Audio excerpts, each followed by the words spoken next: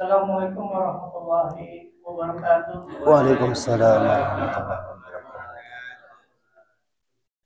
Alhamdulillah, alhamdulillah,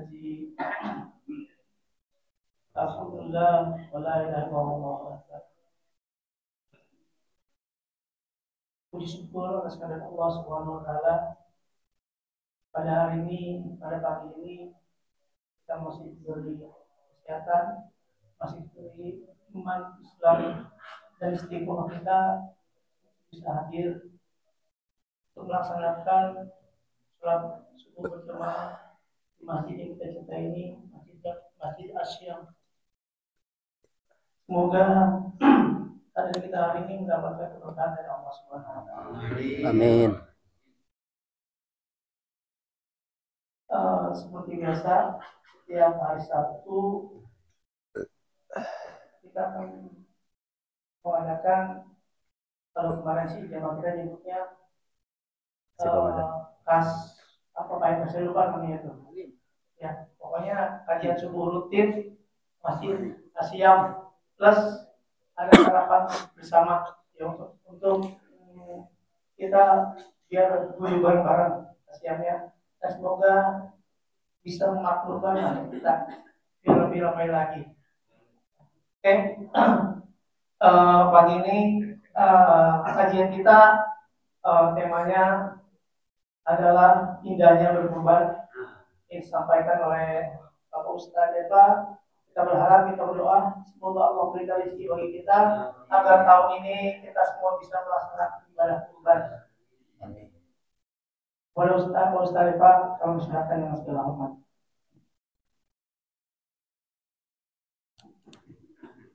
Baik, terima kasih.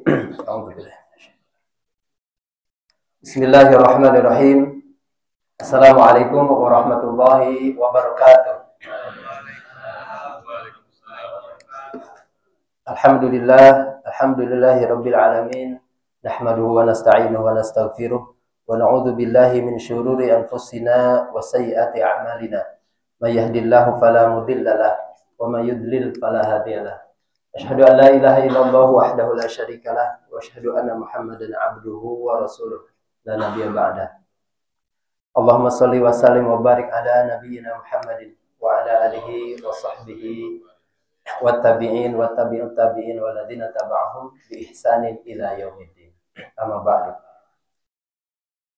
Qala Allah ta'ala fil Qur'anil Karim, a'udzu billahi minasy syaithanir rajim. Ya ayyuhalladzina amanu taqullaha haqqa tuqatih wa la tamutunna illa wa antum muslimun. Ya ayyuhalladzina amanu taqullaha wa qulu qawlan shadida yuslih lakum a'malakum wa yaghfir lakum dzunubakum wa may yuti'illaha wa rasulahu faqad faza fawzan 'azima.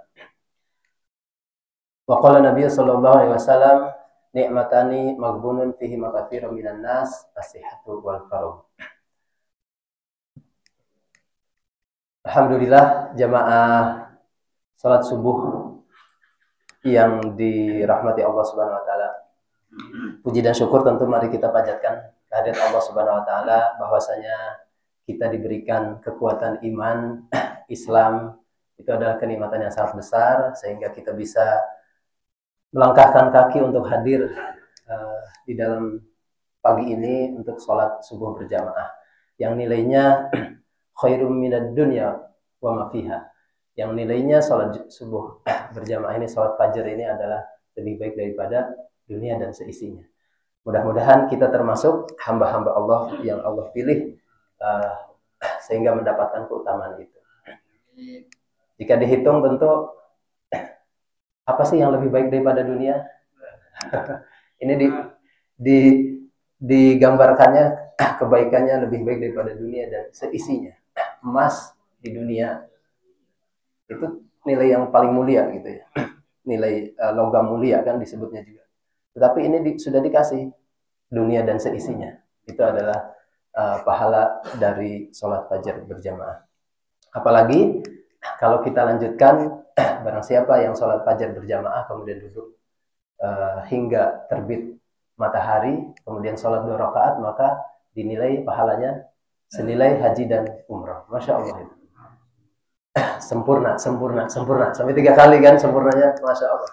Jadi mudah-mudahan ini bisa memotivasi kita untuk tidak meninggalkan sholat subuh berjamaah. Karena di antara ciri kemunafikan itu yang sangat ditakutkan oleh para sahabat itu kan kemunafikan itu. Di antara cirinya itu tadi, sulit atau berat untuk melaksanakan sholat subuh berjamaah dan sholat isya. Maka mudah-mudahan kita yang hadir di sini Allah kuatkan untuk senantiasa beristiqomah di dalam menjalankan perintah Allah dan sunnah-sunnahnya. Dan juga sama-sama kita saling mengingatkan bahwa dengan hadirnya kita di dalam majelis ilmu ini, majelis yang diridhoi Allah, insya Allah, di dalam sebuah hadis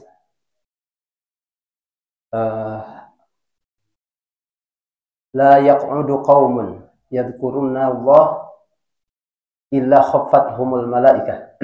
Ya, artinya tidaklah suatu kaum duduk berzikir kepada Allah Subhanahu wa taala kecuali akan dilindungi oleh malaikat. Diliputi rahmat, kemudian turun kepada mereka ketenangan, as-sakinah. Jadi as-sakinah ini kenapa kita menikah juga kan di situ, ingin ada sakinah. Maka dengan hadirnya kita di dalam sebuah majelis zikir, nah ini kita bisa katakan ini adalah majelis zikir. Baca Quran juga adalah bagian dari zikir. Kemudian juga menuntut ilmu, hadir di dalam majelis kajian dan seterusnya, itu juga adalah bagian dari zikir. Maka akan dihadiri oleh malaikat dan malaikat mendoakan dan juga diberikan ketenangan, as-sakinah. Bahkan wa dzakarahumullahu fiman indah. Allah akan menyebut-nyebutnya. Nama kita tuh disebut di hadapan para malaikat, di hadapan penduduk langit. Masya Allah ya. Nama Pak Ana, Pak Haji ya. Itu akan disebut-sebut fiman indah, kata Allah. Jadi mudah-mudahan ini senantiasa menguatkan kita untuk terus ya, tidak putus-putusnya kita bisa hadir di dalam majelis-majelis zikir. Dan alhamdulillah saya juga di kesempatan pekan ini bisa hadir lagi gitu ya bersama dengan Bapak Ibu para jamaah, karena sebelumnya memang di pekan-pekan sebelumnya atau biasanya di jam 5 ini saya ada Zoom juga. Jadi habis sholat subuh biasa langsung kabur dari sini. Ya alhamdulillah di hari Sabtu ini libur. Para jamaah yang dimuliakan Allah Subhanahu wa taala, kita sudah memasuki menjelang Zulhijjah. Kita di bulan Zulqa'dah. Sudah hari keberapa ini? Tanggal berapa? 16 ya, Pak? Yang kong ya? 18. Kalau lihat bulan kan berarti sudah lewat purnama, berarti sudah lewat tengah hari. Dan Zulqa'dah, bukan tengah hari, tengah bulan. Zulqa'dah ini adalah bagian dari bulan haram. Ada 4 bulan haram di sisi Allah yang disebutkan di dalam Al-Quran, yaitu apa aja? Zulqa'dah, Zulhijjah. 3 bulan ini berturut-turut, Zulqa'dah, Zulhijjah, Muharram. Dan satu lagi adalah Rajab. Kenapa dikatakan bulan haram? Ya karena di dalamnya haram untuk menumpahkan kezaliman, darah, menumpahkan darah. Pertempuran dan lain-lain itu diharamkan di bulan ini. Kemaksiatan juga diharamkan. Maka orang-orang yang berbuat dosa dan kemaksiatan di bulan haram itu dosanya lebih besar lagi. Begitu juga sebaliknya, ketika diganjar dengan berlipat, maka kebaikan juga diganjarkan dengan berlipat. Nah, di bulan Zulqa'dah ini tentu kita sudah menyiapkan diri untuk bisa memasuki bulan Zulhijjah, di mana ada ibadah yang sangat agung, yaitu adalah Idul Adha dan atau Hari Raya Kurban. Kita di pagi ini kita bincang tentang kurban aja, walaupun ini sudah biasa kita laksanakan dari tahun ke tahun, karena ada kurban ini adalah ibadah tahunan ya, bukan ibadah seumur hidup Bapak Ibu. Kan ada ibadah seumur hidup, apa ibadah seumur hidup? Haji? Ada lagi? Akikah, ya. Akikah seumur hidup sekali kan? Kalau nikah? Nikah 4 kali ya? Ada lagi nggak yang seumur hidup sekali? Ya? Sunat. Sunat. Ada nggak yang 2 kali sunat? Nggak mungkin ya. Bahaya itu. Ya sementara kurban, ini ada kurban itu ibadah yang sifatnya tahunan. Jadi jangan dikira, jangan menyangka bahwa kurban itu ibadah setahun, seumur hidup sekali. Sudah kurban sekali, sudahlah selesai gitu. Maka sayang sekali kalau kita punya anggapan atau persepsi atau keyakinan bahwa ibadah kurban itu seumur hidup sekali. Padahal pahalanya luar biasa besarnya. Ibadah yang sangat mulia. Kurban dalam bahasa atau istilahnya udhiyah. Udhiyah yaitu berarti kambing atau domba yang disembelih pada waktu mulai akan siang. Ad-duha, duha, udhiyah gitu. Akan waktu siang karena penyembelihan itu di waktu itu kan. Nah, ini adalah berupa sudah disyariatkan oleh Allah Subhanahu wa taala dan sifatnya namanya ibadah itu tauqifiyah. Tauqifiyah itu ya sudah pakemnya begitu gitu ya. Sudah ketentuannya tidak boleh kita punya ngarang-ngarang ataupun nambah-nambahi. Ada banyak ibadah dan memang ibadah itu ada tauqifiyah. Tidak boleh menambah-nambahi. Misalkan sudah Rasulullah atau Allah jelaskan baik itu bilangannya, misalkan sholat itu maghrib 3 rakaat. Mau dikreatifkan, saya mah semangat nih, lebih dari 3 rakaat, tambahin. Sholat maghrib, itu kan sudah tidak lagi dikatakan ibadah. Justru malahan yang ada adalah kemaksiatan kepada Allah dan Rasulnya. Maka begitu juga kurban. Kurban itu adalah ibadah tauqifiyah yang sudah ditetapkan. Waktunya adalah bulan Zulhijjah di tanggal 10, 11, 12, 13 hari tasyrik. Di luar itu bagaimana? Boleh nggak kita berkurban? Ya boleh saja menyembelih kambing, tetapi namanya bukan kurban. Boleh, ya, tetapi menjadi daging biasa, daging sedekah, bukan daging kurban. Misalkan ada walimahan atau apa kan, atau pulang haji gitu kan, motong kambing. Nah itu, tetapi dikatakan bukan kurban. Maka yang dikatakan kurban itu beribadah kurban sudah jelas tauqifiyah, itu waktunya sudah ditetapkan yaitu tanggal 10, 11, 12, 13. Di luar itu maka tidak dikatakan ibadah kurban. Nah, ini adalah kurban itu adalah ibadah yang mulia, ibadah yang lebih baik daripada bersedekah dengan walaupun uangnya senilai dengan kurban. Kalau sekarang kita kan udunan kurban sapi 3,5 juta ya. Kalau kambing ya tidak jauh beda di situ untuk standarnya. Maka kalau kita bersedekah dengan uang senilai itu, pahalanya tidak lebih baik daripada kita berkurban. Dikatakan oleh para ulama, diantaranya ada Ibnul Qayyim Al-Jauziyah, bahwa penyembelihan yang dilakukan di waktu mulia lebih afdal daripada sedekah senilai penyembelihan tersebut. Oleh karenanya jika seseorang bersedekah untuk menggantikan kewajiban penyembelihan pada manasik tamatu atau qiron, kan haji itu ada tamatu, ada qiron, ada ifrad ya. Nah, meskipun dengan sedekah yang bernilai berlipat ganda, tidak bisa menyamai keutamaan udhiyah atau kurban. Tadi, jadi Islam itu masya Allah ya, diberikan keistimewaan kepada para umatnya ketika melaksanakan ibadah. Ada ibadah-ibadah yang sudah ditetapkan waktunya. Misalkan baca Quran mulia nggak? Berpahala nggak? Tetapi ketika azan, mana yang dipilih? Baca Quran terus atau menjawab azan? Menjawab azan. Walaupun bacaan Quran itu mulia, tetapi ketika bersama dengan ibadah yang sudah ditetapkan ada waktunya, yaitu menjawab azan itu kan ada perintahnya, ada sunnahnya gitu. Maka yang kita pilih lebih baik adalah melaksanakan yang ada disebutkan itu keutamaannya.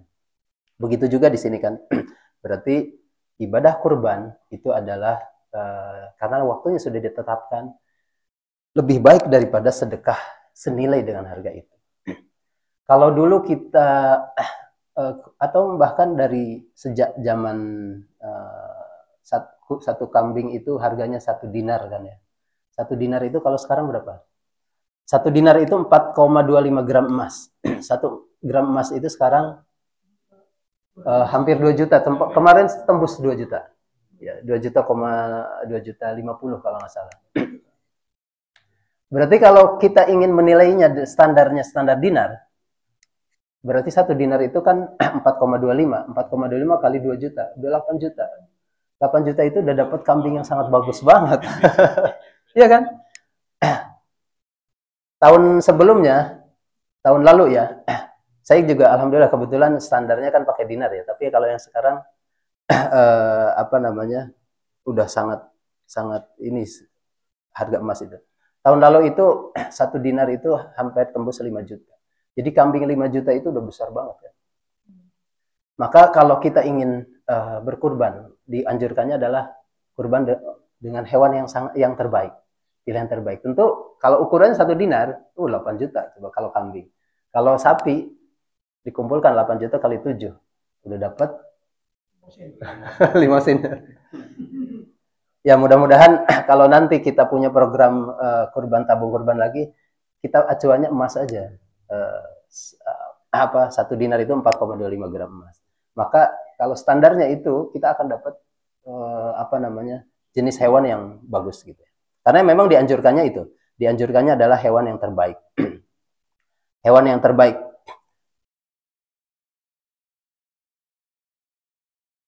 Nah, kenapa kita melaksanakan ibadah ini? Para ulama ada berbeda pendapat. Ada yang mengatakan kurban ini adalah wajib. Ada juga yang mengatakan sunnah muakkadah. Wajibnya karena apa? Kalau tadi kan kita katakan kurban ini adalah kurban ibadah tahunan yang bukan seumur hidup ya. Para ulama mengatakan ibadah wajib. Dalilnya diantaranya Quran surat Al-Kautsar. Inna a'tainakal kautsar fasholli li rabbika wanhar. Fasholli, para ulama tafsir dari kalangan tabi'in pun menyebutkan diantaranya adalah Qatadah dan Ikrimah. Ikrimah ini muridnya Ibnu Abbas. Nah itu di situ fasholli, maka salatlah. Fasholli li rabbika wanhar. Wanhar itu sembelih. Di situ maknanya salat itu adalah maknanya salat Id, salat Idul Adha. Wanhar itu adalah menyembelih kurban.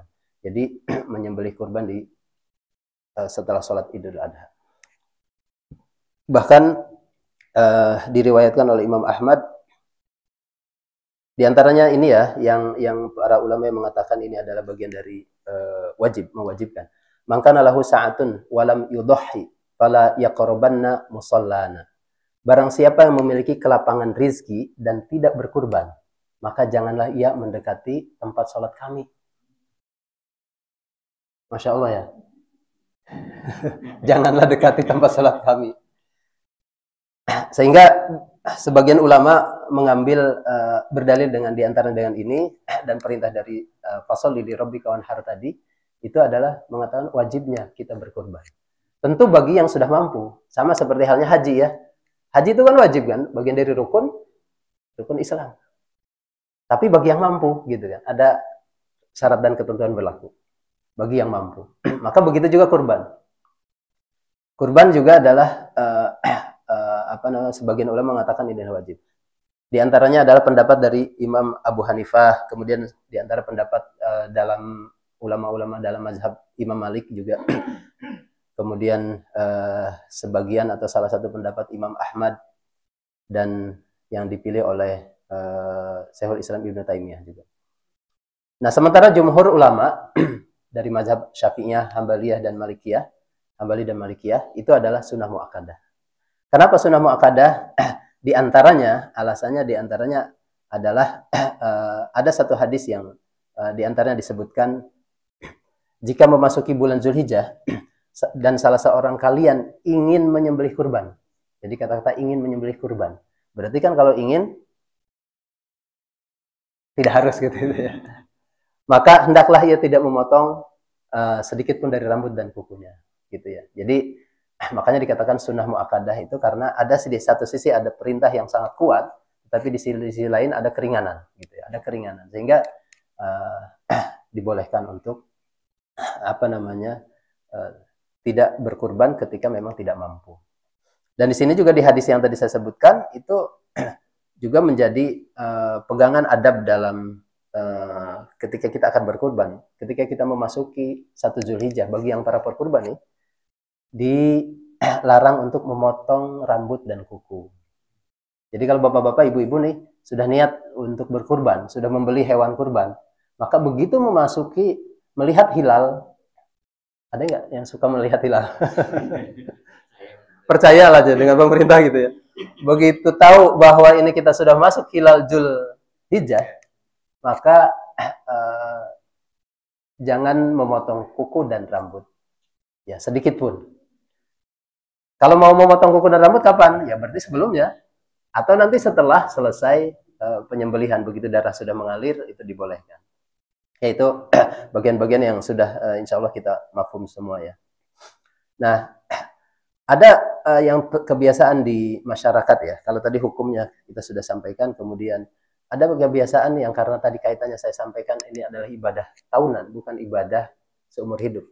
Ada yang beranggapan kalau yang ibadah, karena tadi anggapannya adalah ibadah seumur hidup, sehingga dalam satu keluarga itu misalkan ada 5 orang, ada ayah, ada ibu atau istri, ada anak. Kurban tahun ini ibunya, suaminya, bapaknya. Kemudian tahun depan istrinya, tahun berikutnya anaknya, tahun berikutnya lagi anak yang kedua, tahun berikutnya anak ketiga, sehingga semuanya.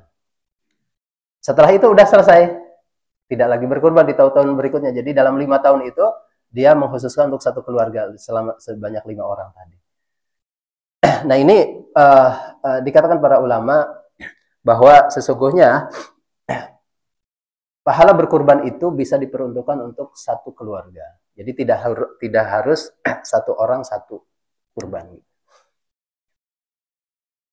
Ya, di antara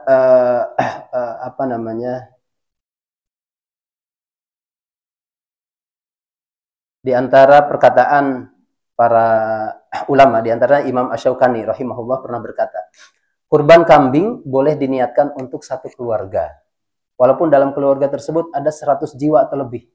Nah, gitu ya. Jadi kalau saya berkurban, diniatkan tahun ini adalah kurban, maka niat kurbannya adalah untuk saya dan keluarga saya. Kalau ternyata bahkan ini bisa diperuntukkan untuk bagi yang sudah meninggal. Keturunan saya, misalnya walaupun saya baru 5 ya, 3 ke bawah, maka yang sudah meninggal pun mendapatkan pahala itu.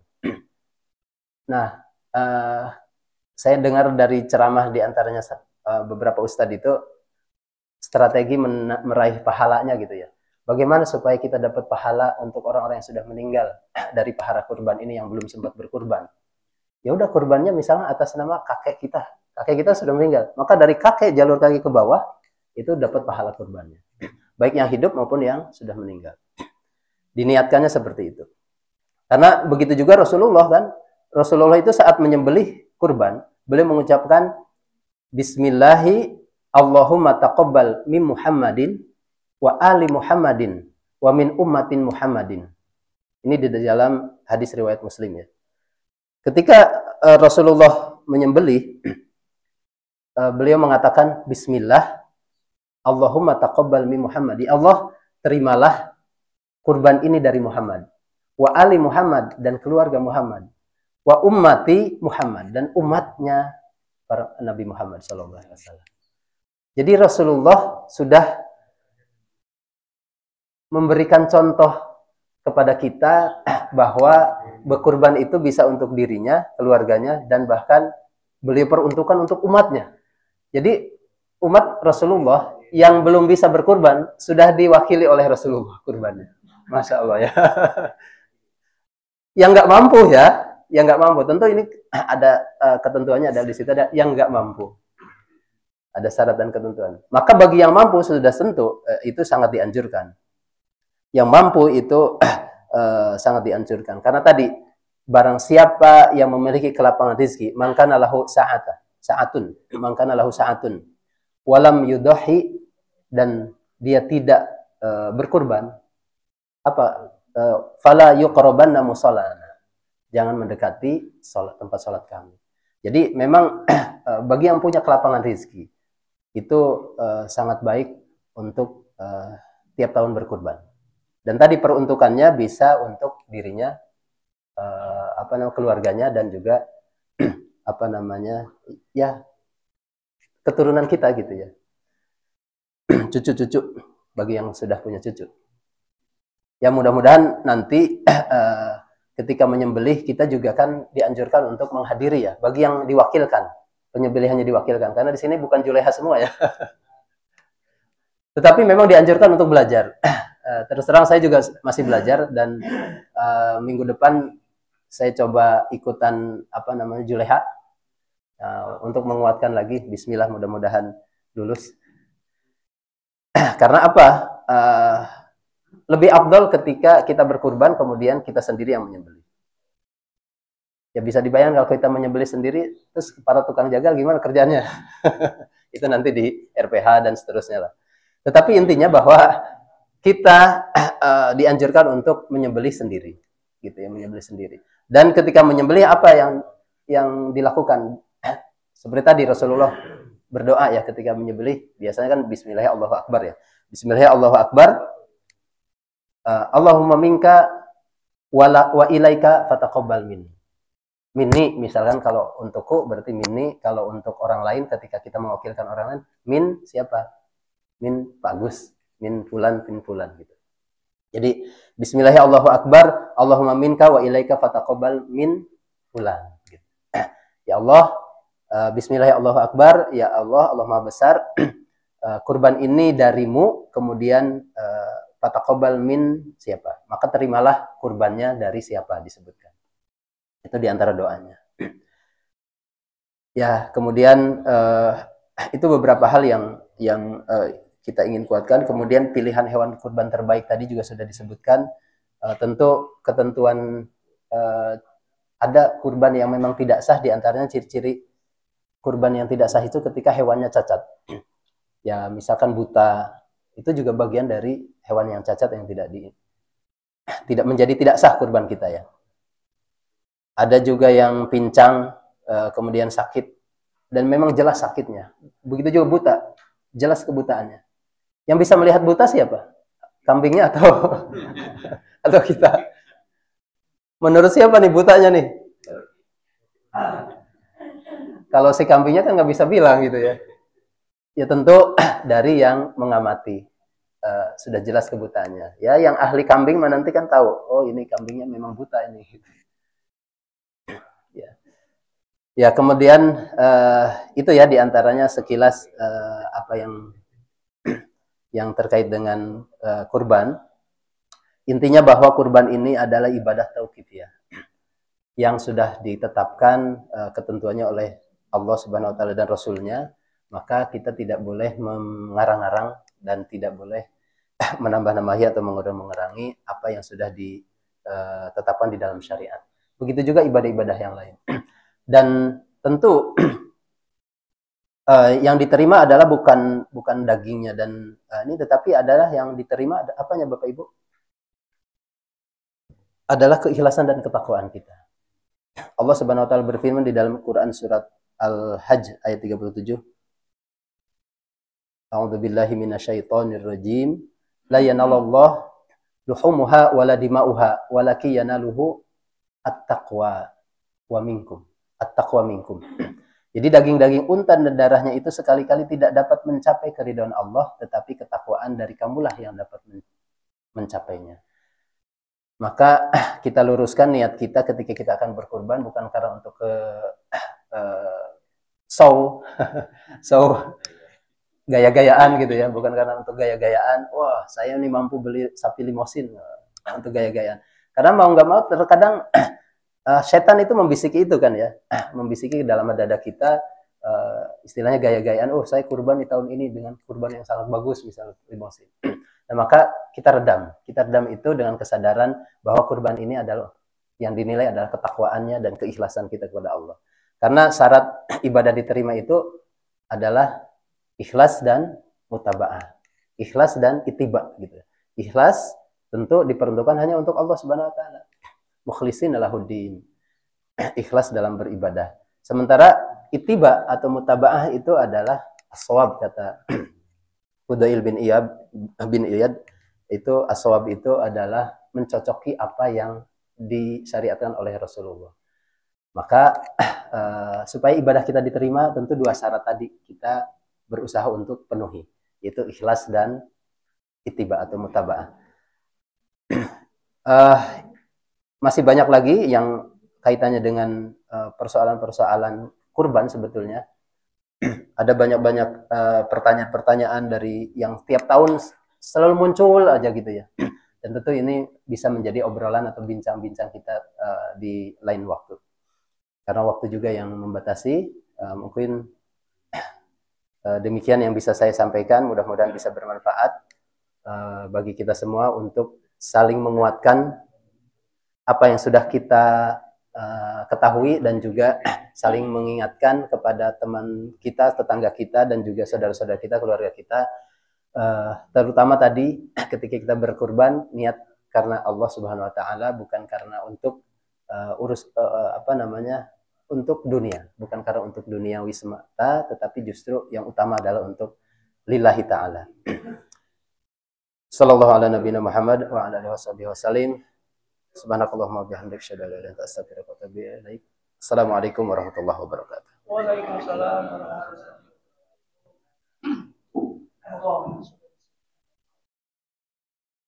Terima kasih Pak Ustadz Pak. Terima kasih sudah masih kita banyak masukan. Ya. Salah satu tadi yang baru saya tahu ya, ternyata ibadah kurban itu kalau dibanding kita sedekah, ya, walaupun jumlahnya uang yang kita keluarkan sama, tapi pahalanya jauh besar. Oke, tanpa ini terima kasih Ustaz Pak atas kejadian pagi ini. Kita lanjut untuk lanjut Pak ya. Boleh ya? Apa yang mau tanya nih, maksud saya. Ya, oke. Lanjut jemaah yang mau bertanya, silakan. Ya, Ustaz. Kita diskusi aja ya. Saling-saling. Assalamualaikum warahmatullahi wabarakatuh. Waalaikumsalam warahmatullahi wabarakatuh. Ada pertanyaan sedikit. Alhamdulillah tahun ini saya masih diberikan kemampuan untuk kembali. Kemudian kemarin saya bilang kepada kakak di kampung untuk ikut berkorban juga di sana. Namun ada pertanyaan yang bikin saya tanya nih, karena kakak saya sendiri ngotot gitu. Ngototnya gini, jenis hewan yang mungkin murah itu kalau korban kan kambing ya, dibanding kambing. Nah di sini ada yang lebih murah lagi, dalam arti jenis kelaminnya. Kata saya kalau pengen murah yang cewek. Dia bilang jangan cewek kalau buat korban. Kalau buat akikah cewek gak apa-apa, tapi kalau korban yang jantan. Iya. Tanyain aja yang jantan berapa. Nah, ini yang bikin saya bertanya-tanya, boleh istilahnya berkorban dengan jenis hewan yang betina? Gitu. Iya. Terima kasih.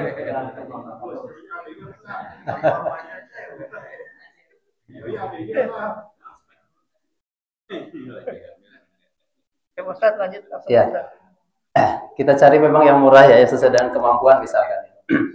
Walaupun tadi yang terbaik itu adalah tentu ada harga, ada barang, ada harga gitu ya, yang sesuai. Dan ciri-ciri hewan yang terbaik diantaranya tadi ada gemuk, tentu yang gemuk yang besar. Kemudian tadi kan kalau usia hewan kurban itu kambing dan sapi itu 2 tahun ke atas ya. Istilahnya ada gigi, usia musinah. Nah kalau unta kan 5 tahun. Nah ciri-ciri kurban terbaik itu kan tadi hewannya gemuk, kemudian ya berharga tentu. Kemudian warnanya putih, atau warna putihnya itu mayoritas ya, lebih mayoritas warna putih. Kemudian berkuku dan berperut hitam katanya disebutnya. Kemudian sekeliling matanya ada hitam dan jantan. Nah kemudian bagaimana kalau yang tidak jantan ya? Karena yang murahnya kan yang betina. Nah memang tidak ada ketentuan yang ini secara pendalilan tidak ada, maka sama seperti juga akikah. Jadi bisa jantan, bisa betina. Itu dibolehkan untuk berkurban juga. Tetapi tadi diutamakan adalah yang terbaik, hewan yang terbaik, yang gemuk, kemudian yang tadi warnanya putih, kemudian ya tentu ada harga. Jadi kalau kita mampunya ternyata yang penting tahun ini Bismillah lah, untuk tahun ini saya mampunya dengan budget sekian, maka boleh silahkan. Tetapi untuk tahun depan karena kita masih ada rentang waktu lagi untuk ke depan, kita bisa nabung lebih banyak lagi, Bismillah. Jadi seperti itu Pak. Yang jelas walaupun murah, tetapi jangan yang kurus gitu. Jangan sangat kurus sampai tidak punya sumsum tulang, ibaratnya kan gitu. Kalau itu khawatirnya itu adalah menjadi masuk ke hewan yang tidak sah untuk kurban, tidak sah gitu kan. Kalau tidak sah untuk kurban nanti gimana? Tidak diterima kurbannya, atau kita bisa harus mengulang kembali. Namanya ibadah yang tidak sah berarti harus diulang. Sementara diulang kalau masih dalam waktu pemotongan kurban, yaitu hari nahar dan juga tasyrik, itu masuk ke kurban. Tetapi kalau udah lewat dari itu berarti ya tahun depan sudah terlewatkan kurban ininya. Itu jadi seperti itu Pak Agus. Jadi dibolehkan karena tidak ada ketentuan yang qat'i gitu terkait dengan harus jantan. Jadi Islam itu mudah. Ketika tidak ada yang melarang terkait dengan hal tersebut, dan apa namanya, tidak perlu mencari-cari sehingga mempersulit diri gitu ya, maka dibolehkan untuk yaitu. Tetapi tadi diutamakan adalah yang terbaik untuk kurban, tentu yang jantan dan gemuk, kemudian ada tadi ciri-ciri yang sudah disebutkan. Bagaimana yang kurban kalau kambingnya usianya kurang dari 2 tahun? Nah, masih bayi ya. Ya sebaiknya dipilih tadi musinun, usia musinun. Usia musinun itu kan 2 tahun ke atas, kambing dan sapi. Ya, itu mungkin jawaban dari saya. Sela mungkin ada tambahan dari Pak Ustadz, silakan. Ya, baik. Assalamualaikum warahmatullahi wabarakatuh. Waalaikumsalam warahmatullahi wabarakatuh. Mungkin menambahkan tentang jawaban dari pedagangnya berkaitan dengan kurban dengan yang jantan atau yang betina. Ini jawabannya dari logika ya. Mungkin di kitab kayaknya belum ada logikanya. Ini ya, kenapa dikatakan yang betina? Dilarang yang betina, tidak diajarkan. Kan betina ini kan produksi. Jadi kalau semuanya dipotong ya betinanya, nanti nggak beranak lagi. Gitu ya. Ya coba, ya gitu kan. Nah oleh karena itu yang apa namanya, yang jantan, gitu kan. Dan yang terbaik kan gitu ya. Jangan cari yang murah, cari yang terbaik sesuai dengan kemampuan. Gitu kan. Jadi oleh kita lebih diajarkan yang jantan kan, gitu ya. Nah, gitu. Karena nanti kalau yang betina kan akan melahirkan lagi yang jantan dan yang betina kan. Nah, yang jantan yang dikurangi kan, gitu kan. Karena dikurangi. Kenapa? Karena jantan ini kan boleh menikahi beberapa betina kan. Ini jangan logika aja ya. Maaf ya. Iya. Kenapa? Iya, ini masuk kan. Jadi oleh karena itu kita dengan logika ternyata kurban itu yang laki-laki yang dianjurkan itu. Kayak gitu. Tapi kalau yang betinanya kan nggak bisa ini kan, nggak bisa punya suami banyak kan. Ya kan. Ya, artinya bisa gitu ya kan. Jadi oleh karena itu,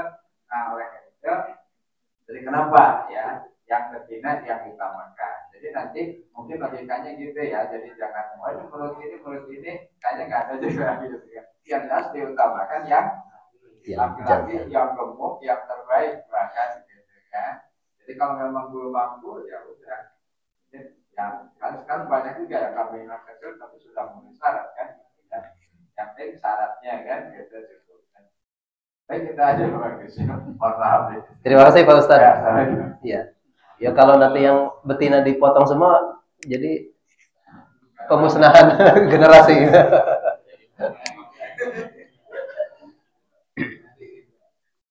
Ya, memang karena ibadah itu kan diutamakan yang terbaik ya.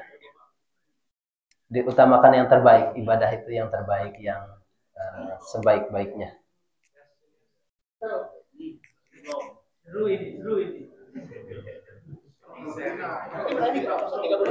Ya.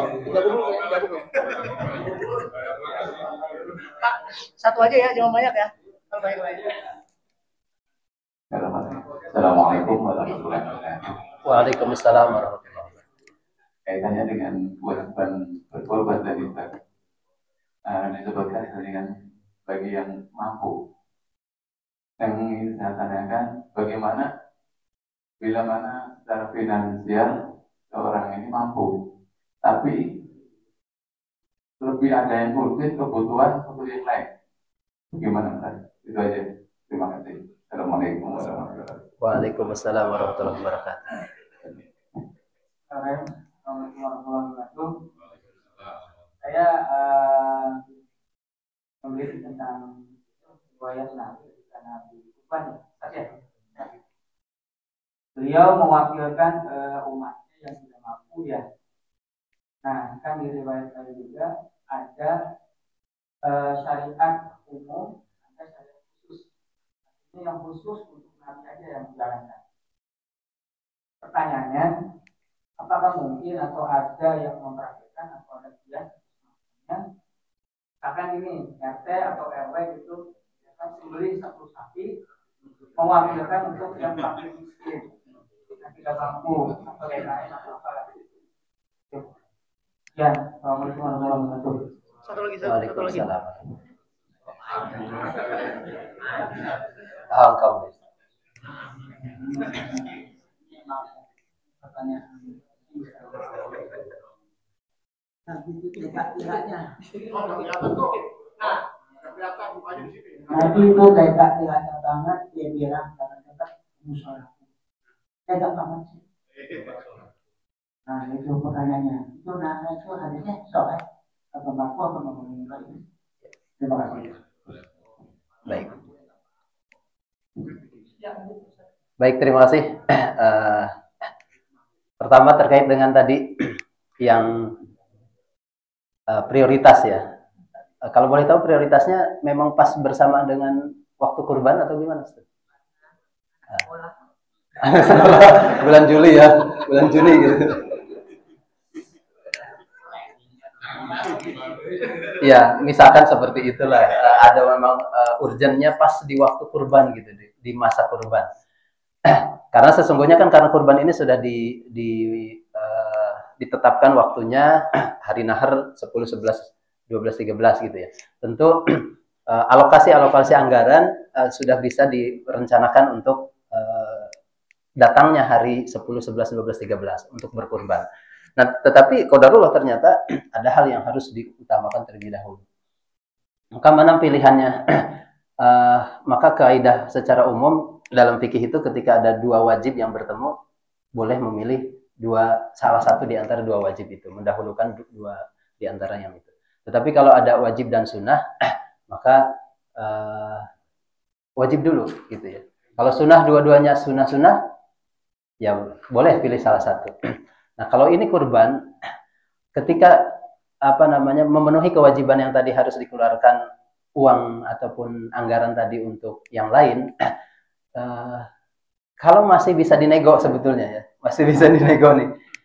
Ini kurban ini kan waktunya sudah tetap gitu di sini. Sayang kalau misalkan ternyata harus menunggu lagi 1 tahun berikutnya.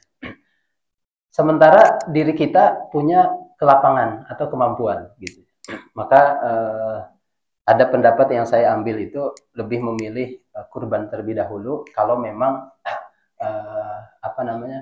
kebutuhan tadi yang urgent tadi masih bisa ditunda gitu ya, masih bisa ditunda. Tetapi kalau memang yang urgentnya di saat itu ya dibolehkan. Karena ini perkataan ulama pun pendapat ulama ada yang mengatakan wajib dan sunnah muakkadah. Tetapi jumhur ulama itu adalah sunnah muakkadah kurban ini kan.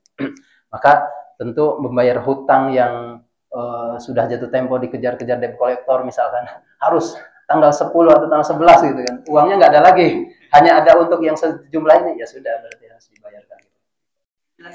Cicilan. Cuman kan di kita tuh kadang barang itu juga ya, apa namanya? Kita bisa menyicil untuk mobil, menyicil untuk beli barang yang mahal-mahal sampai jam puluhan juta gitu ya. Tetapi untuk kurban masa nggak diprioritaskan gitu. Padahal kurban ini adalah ibadah yang sangat mulia.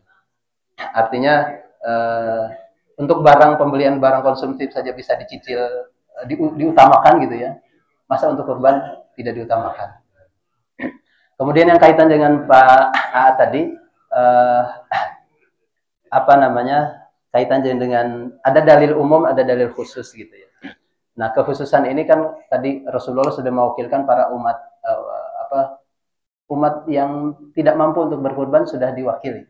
Tetapi ini tidak berlaku untuk kita, Pak RT mewakili untuk warga.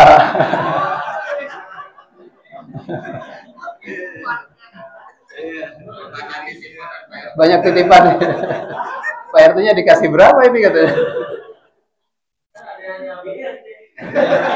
Ya, jadi tidak berlaku titipan. Yang berlaku itu tadi adalah keluarga yang masih ada kaitan dengan satu keluarga satu kepala. Maka sebetulnya kalau dihitung di satu RT ini ada 40 kepala warga gitu, kakak, 10 kakak. Maka sebetulnya 40 kurban seharusnya gitu ya, ada 40. Tapi bukan berarti diwakili oleh Pak RT. Ini kurban untukku, untuk keluargaku, untuk keluargaku gitu. Tidak ada dalilnya seperti itu, Pak. Jadi tadi saya bilang karena tauqifiyah, walaupun Rasulullah tadi mengatakan ini untuk, itu kan khususan untuk Rasulullah. Termasuk dari engkau tadi, kok tega-teganya Rasulullah mengatakan seperti itu gitu ya. Ini hadisnya mauquf. Mauquf itu memang tidak sampai kepada Rasulullah, hanya sampai kepada para sahabat. Tetapi dinilai oleh para ahli hadis ini adalah hadis yang tadi, man kana lahu sa'atun walam yudhha fala yaqrabanna musallana. Itu dihukumi hadis hasan. Dihukumi hadis hasan. Hadis hasan ini adalah hadis yang berarti kuat ya derajatnya. Maka bukan berarti kita wah tega banget sama Rasulullah gitu. Tega banget Rasulullah. Ini ada menunjukkan bahwa pentingnya. Sama seperti halnya sholat berjamaah. Kan ada hadis yang mengatakan barang siapa mendengar azan, ya mendengar azan, kemudian dia tidak atau enggan untuk mendatangi, itu siapkan kayu bakar katanya. Berarti kan Rasulullah seolah-olah nyuruh membakar rumah itu. Gitu. Begitu juga ada kaitannya hadis yang lain yang senada, apa namanya, datangilah sholat berjamaah itu walaupun harus dengan merangkak gitu ibaratnya. Bahkan kan yang sahabat Rasulullah yang buta, ketika ditanya apakah masih mendengar azan, masih. Nah, itu tidak ada halangan gitu, tidak ada uzur untuk bisa datang ke masjid. Ini menunjukkan pentingnya ibadah kurban. Gitu. Gertakan gitu ya. Kalau gertakan, artinya makanya para ulama berpendapat diantaranya dengan dalil yang fasol li rabbika wanhar dan juga hadis yang tadi itu mengatakan wajib. Betul.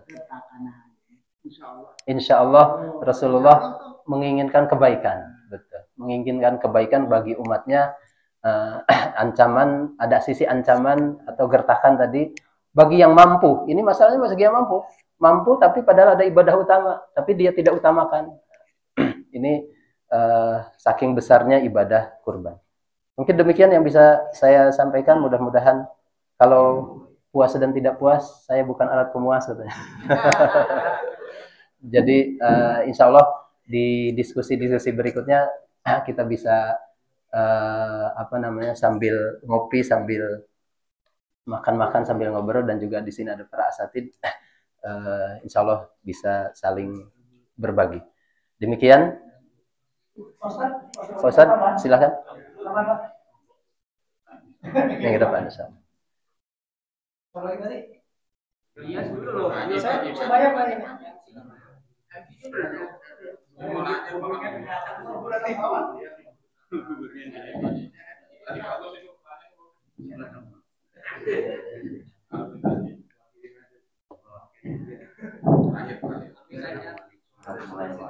Waalaikumsalam warahmatullahi wabarakatuh. kurban itu kan biasanya tuh diminta ibu-ibu untuk dimasak gitu, nanti makan bersama. Itu diperbolehkan atau enggak? Makasih Mas Ustaz. Ya, Pak Ustaz. Assalamualaikum warahmatullahi wabarakatuh. Waalaikumsalam warahmatullahi wabarakatuh. Jadi kembali lagi berkaitan dengan dakwah kita ya Pak Ustaz. Ini mungkin ada jamaah dan nabung tahu sebelum lebaran nanti tabungan buat korban itu sudah terpakai karena usulnya. Tapi dia mampu karena dia ingin membuktikan ketahuannya sama Allah, dia mampu mungkin pada tahun ini ngutang untuk membeli kurban. Apakah kurban itu sah atau tidak? Terima kasih. Assalamualaikum warahmatullahi wabarakatuh. Waalaikumsalam warahmatullahi wabarakatuh.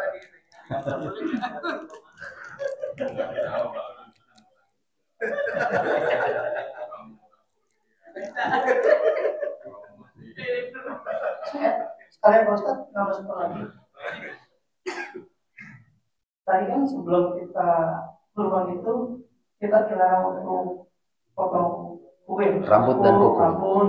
Nah, kalau misalkan kita niatnya untuk keluarga, apakah semua orang keluarga itu tidak boleh potong kuku rambut atau cuma yang namanya aja?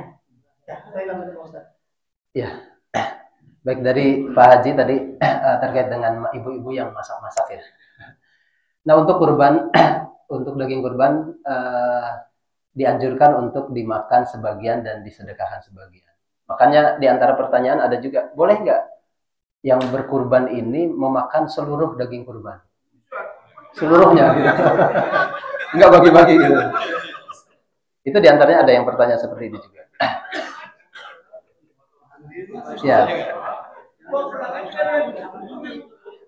Nah, di dalam beberapa keterangan riwayatan memang itu dianjurkan untuk disedekahkan sebagian, dimakan sebagian. Jadi ada anjuran untuk memakan sebagian, menyimpannya. Memang di awal Rasulullah di dalam hadis itu melarang untuk memakannya di awal. Tetapi kemudian hadis itu dimansuh itu dibatalkan karena saat itu masa paceklik kalau nggak salah, apa namanya, mungkin nanti ada yang bisa ngasih keterangan tambahan, sehingga seluruh daging itu dibagikan semuanya, tidak ada dimakan semua, karena memang sangat membutuhkan saat itu. Nah kemudian ada hadis berikutnya yang memansuhkan itu, sehingga itu dimakan sebagian dan juga disedekahkan. Intinya tadi disedekahkan. Kalau dimakan sebagian ya dia hanya mendapat pahala kurban. Tetapi pahala sedekahnya lain lagi gitu kan. Nah itu, jadi kita kan sudah biasa ya, kita setelah kurban kemudian potong-potong, kemudian kita masak-masak dimakan oleh kita, kemudian dibagikan juga. Dan kurban ini kan boleh dibagikan baik itu ke orang miskin maupun orang kaya, boleh. Yang tidak boleh itu ke orang kafir. Daging kurban dibagikan ke orang kafir yang harbi apalagi. Kalau orang kafir yang tidak memusuhi itu boleh dalam rangka syiar. Walaupun sebagian pendapat ahli ilmu itu dilarang karena apa? Karena apa kepentingannya gitu ya. Kalau ada maslahatnya boleh, tetapi kalau tidak ada maslahatnya nggak usah. Gitu. Nah ini bagian dari yang mungkin perlu diperhatikan juga. Dan insya Allah sih di sini kita tidak ada kafir harbi kan. Tidak kafir yang muslim. Kalau di Israel ya lah. Ya, jadi insya Allah tidak mengapa daging itu dibagikan juga ke non muslim. Apalagi ini bagian dari ada niat untuk syiar gitu ya, bahwa muslim ini memang tasamuhnya luar biasa, toleransinya ataupun ramahnya, sopan dan santunnya, dan itu mudah-mudahan bisa menyentuh hatinya, sehingga dia terbuka hatinya, tidak memusuhi kita, dan juga bahkan Allah berikan hidayah, insya Allah mudah-mudahan menjadi jalan hidayah bagi orang tersebut. Kemudian kalau yang tadi kaitannya dengan hutang, Pak Hilit, ya alhamdulillah tadi sudah niat, sudah disiapkan uangnya. Begitu masuk ke ini, wah udah bayar hutang. Ya tadi hampir sama dengan Bapak tadi ya. Silahkan untuk ditunaikan hutangnya karena memang harus dibayarkan saat itu jatuh tempo. Kalau tidak jatuh tempo di saat itu, dia akan kena penalti karena hutang sekarang kan apalagi yang di konvensional ada penaltinya bertambah. Itulah di situ makanya kita kehati-hatian dari sisi ribawinya. Ketika kita pinjam meminjam ternyata ada tambahannya, sudah ada tambahan, kemudian ada penalti kalau tidak dibayarkan tepat waktu. Nah itu sebetulnya sebagian ulama atau mayoritas ulama mengatakan itu boleh. Maka yang kasusnya seperti itu silakan untuk ditunaikan dulu terlebih dahulu hutangnya, kemudian dia berhutang untuk membeli kambing. Saya tidak menemukan larangan untuk di beberapa pendalilan ataupun pendapat para ulama, saya tidak menemukan larangan berkurban dari hasil berhutang. Bahkan ada perkataan ulama yang mengatakan karena melihat keutamaannya kurban itu boleh untuk berhutang. Jika dengan catatan tadi, jika dia punya kelapangan kemudahan untuk melunasi. Itu intinya, kemudahan untuk melunasi. Kalau ternyata sulit untuk melunasi, jangan berhutang. Nanti hutang lagi. Nah,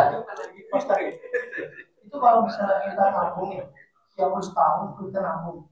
Pas waktunya tadi ternyata mungkin ada tanda atau mungkin yang dibutuhkan dan uang itu kita pakai untuk korban, itu kita beri ke orang lain. Insya Allah kita dapat ya tuh pahala korban itu. Kan ada kalau saya pernah dengar deh ya, orang yang punya uang untuk haji, yang pas dia waktu haji ternyata dia nggak berangkat haji, uang itu diberikan ke orang dekat, malah justru dia orang yang paling mabrur. Ya mudah-mudahan itu dengan kekuatan niat, innamal a'malu binniyah gitu ya. Faman kana hijratuhu ilallah wa rasuluh, fa hijratuhu ilallahi wa rasuluh.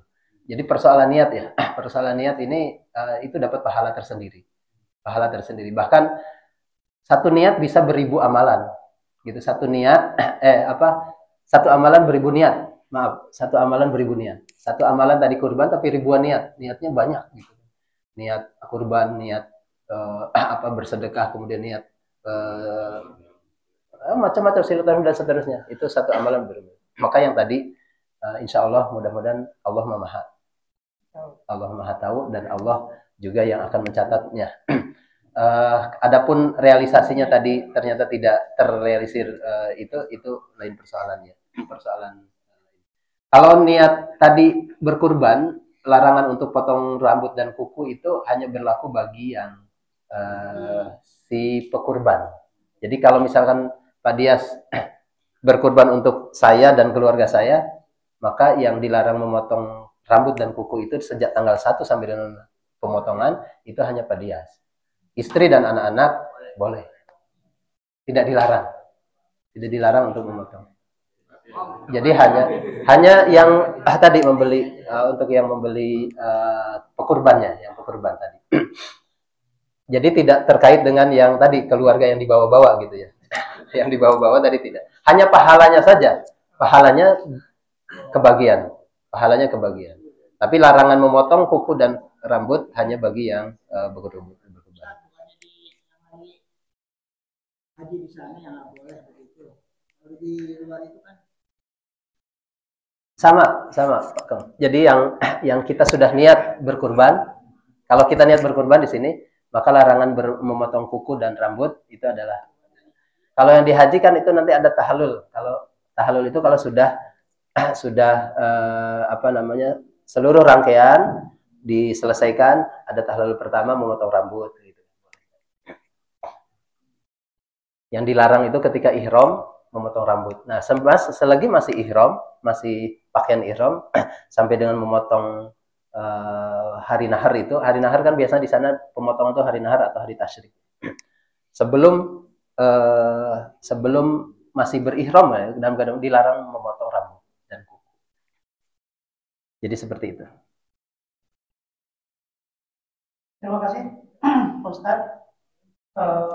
Bagi jamaah karena mungkin sudah siap ya, mohon maaf mungkin yang masih ada pertanyaan nanti kita lanjutkan di minggu depan Ya, bila nanti ada Ustaz Sobari untuk mengisi.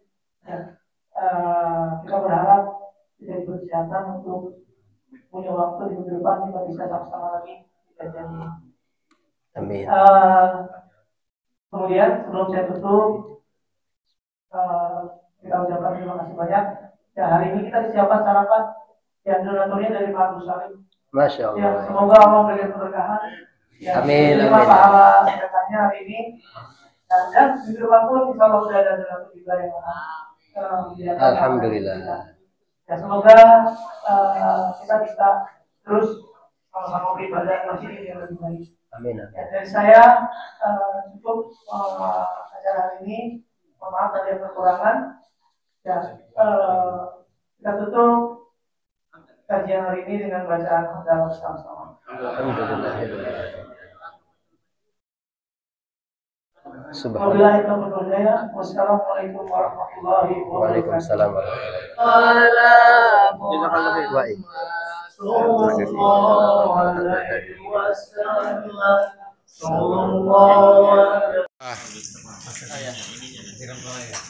Lingkarannya agak besar, lingkaran. Siap, bungkus dong, Pak Imam. Pak Imam, bisa bungkus? Tar dulu. Saya mau berangkat. Kontrol aja.